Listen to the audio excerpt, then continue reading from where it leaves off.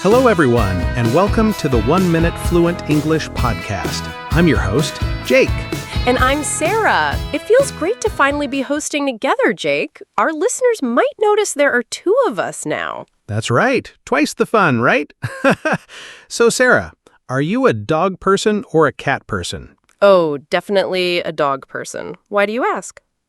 Well, today's story is a really heartwarming one about finding a lost dog in a park. It's the kind of story that makes you feel all warm and fuzzy inside.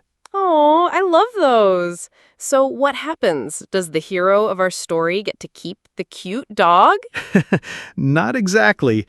The main character finds the dog's owner, but the journey to get there has a little twist. It involves an old collar, a phone that doesn't work, and a surprise ending. Ooh, you've got my attention. It sounds like a mini adventure. Let's dive in. Last Sunday morning, I was enjoying a peaceful walk in the park when a small, fluffy dog suddenly ran up to me. He was friendly, but looked very lost. I noticed he had a worn-out collar with a small metal tag. I checked the tag and found a phone number and an address. My first thought was to call the owner, so I tried the number a few times, but I had no luck. The line was disconnected. I felt I couldn't just leave him there, so I took a chance and decided to walk to the address on the tag. When I arrived, I knocked on the door. An elderly woman opened it, and her face lit up when she saw the little dog. She started crying tears of joy. Seeing their happy reunion truly made my day. All right, let's break down some of the great expressions from our story. The first one is worn out. Right. In the story, the dog had a worn-out collar. So, Jake, what does that mean exactly? It means something is very old and damaged because it has been used so much. Imagine your favorite pair of jeans. After wearing them for years, they might have holes and look faded. You could say they're worn out. It's not just old, it's old from lots of use. Exactly. It's different from just old. An old book might be in perfect condition, but a worn-out book has probably been read 100 times. The pages are soft, maybe the cover is bent. That's a perfect example. You can use it for clothes, shoes, furniture, or even car tires. If your tires are worn out, you definitely need new ones for safety. For sure. It paints a picture of something well-loved and used a lot, like that dog's collar. Okay, let's try it out with a couple of short dialogues. Why do you keep that old bag? It was my father's. I know it's worn out, but I love it. My running shoes are completely worn out. You should buy a new pair before you hurt your feet. Next up, we have the phrase, had no luck. The storyteller tried to call the owner, but had no luck. This is a super common and useful expression. It simply means you tried to do something, but you failed or were not successful. It's a softer, more conversational way to say, I failed. Right. You wouldn't usually write, I failed to call him in a text message to a friend. You'd say, I tried calling, but no luck. It implies you made an effort. For example, I went shopping for a birthday gift for you yesterday, Jake, but I had no luck finding something you'd like. Oh no. Well, it's the thought that counts. You can use it in many situations, like looking for a job or trying to get tickets to a popular concert. I tried to get tickets, but no luck. They were sold out. It's a great way to talk about a negative result without sounding too negative. It just sounds like, well, you're unlucky. Exactly. Now, let's practice using this phrase. Did you find your lost keys? I looked everywhere, but I had no luck. Were you able to get tickets for the show? I had no luck. They sold out in minutes. Okay, let's move on. The next word is disconnected. The phone line was disconnected. This word has a very specific meaning here. It means the phone service is no longer working. The company has stopped the service, usually because the bill wasn't paid or the person moved away. It's not the same as the phone just being turned off or busy. That's a key difference. If your phone battery dies, your phone is off. But if you stop paying your phone bill, the phone company will disconnect your line. So, when the storyteller found the line was disconnected, it was a real dead end.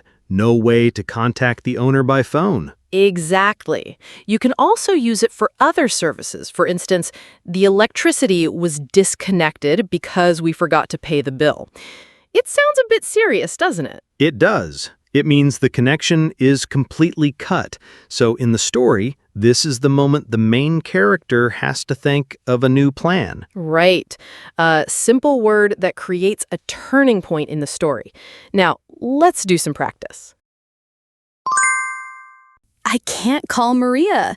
It says her number is disconnected. That's strange. Maybe she got a new phone number. Why is the Wi-Fi not working? The service was disconnected because I forgot to pay the bill.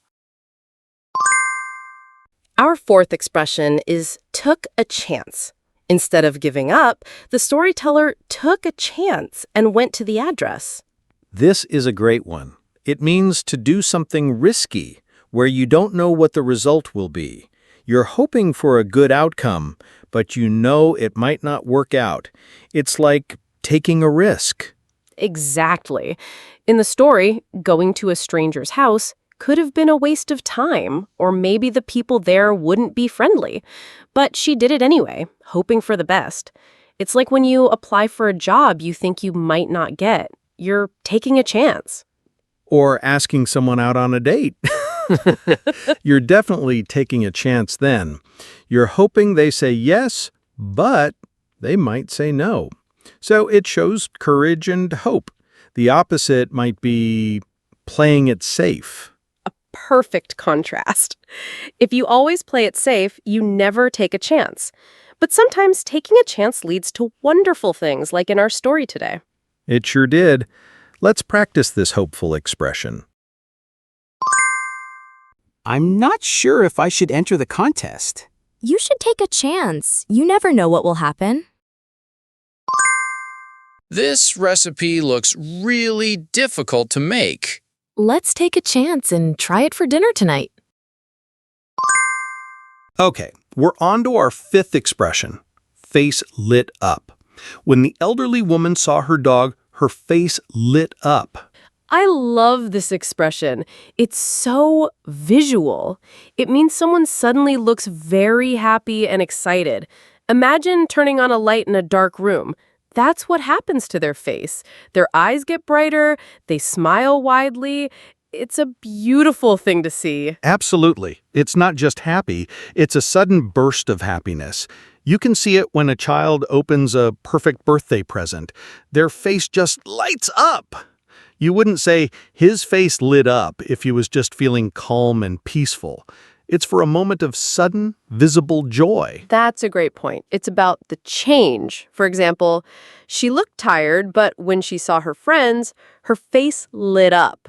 You can really picture that moment of transformation from tired to joyful. It's a very positive and heartwarming expression, just like the story itself. A perfect description for that happy reunion. I agree. Okay, let's try out a couple of dialogue. How did your son like his new bike? His face lit up the moment he saw it. Grandma seemed a little sad today. Yes, but her face lit up when you gave her the flowers. And for our final expression, Made my day. A classic. This is another wonderful positive phrase. When something makes your day, it means it made you feel very happy. It was the best thing that happened to you all day long, turning an ordinary or even bad day into a good one. Exactly. It doesn't have to be a huge event. A friend giving you a sincere compliment can make your day, or finding a $5 bill on the street. In the story, seeing the owner and dog together was such a happy moment that it made the storyteller feel great for the rest of the day. For sure. It's much stronger than just saying, that was nice. It has a bigger impact. If a student tells me, your class really helped me, that makes my day. It gives me a special feeling of happiness and satisfaction. It's a lovely way to tell someone that their action had a really positive effect on you. Thank you for the coffee. It really made my day. A simple phrase with a lot of warmth. Let's practice. A stranger paid for my coffee this morning. Wow, that's so nice. I bet that made your day. Your compliment about my new haircut really made my day. I'm so glad. It looks great on you.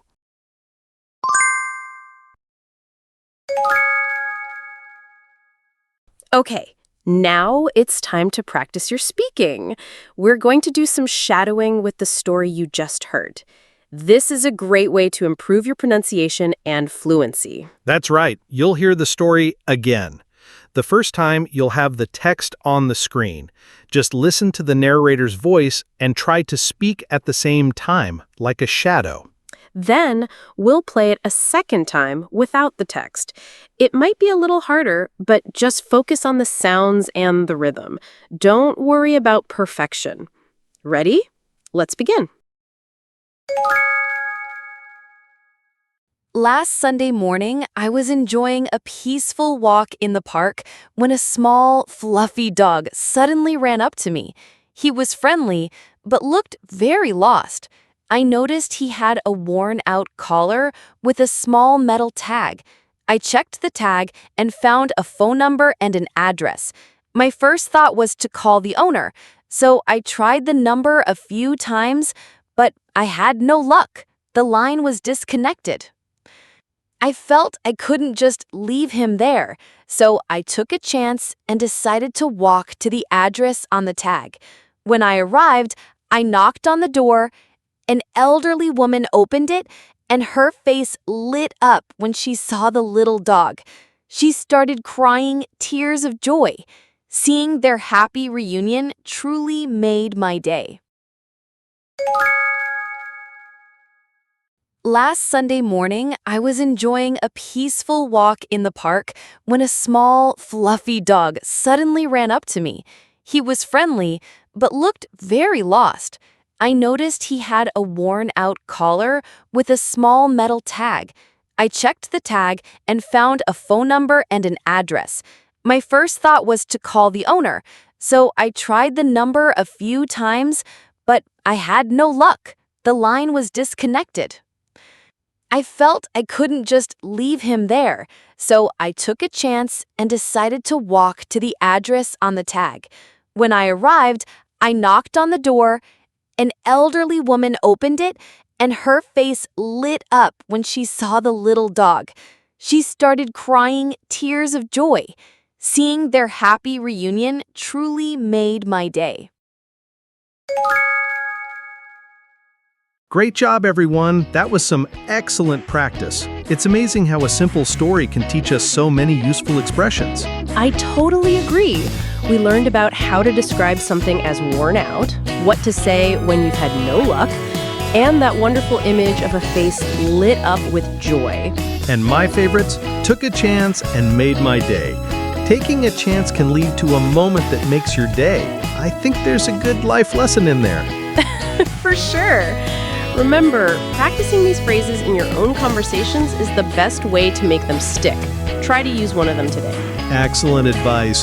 That's all the time we have for today. Thanks for joining us on the 1 Minute Fluent English podcast. We'll be back next time with another story. Until then, keep practicing and have a great day. Bye, everyone.